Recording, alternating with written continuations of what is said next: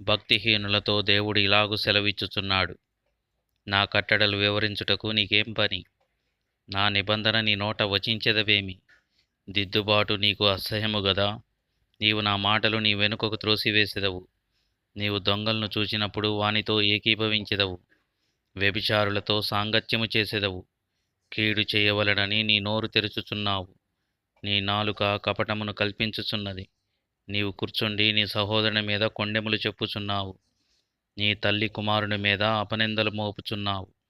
ఇట్టి పనులు నీవు చేసినను నేను మౌనినై ఉంటిని. అందుకు కేవలము నీ వంటి వాడనని నీవు అనుకొనుచున్నావు. అయితే నీ కన్నుల ఎదుట ఈ సంగతులను నేను వరుసగా ఉంచి నిన్ను గద్దించెదను. దేవునిని మరుచువారులారా, దీనిని యోచించుకొనుడి. లేని ఎడల నేను మిమ్మల్ని చీల్చివేయుదును.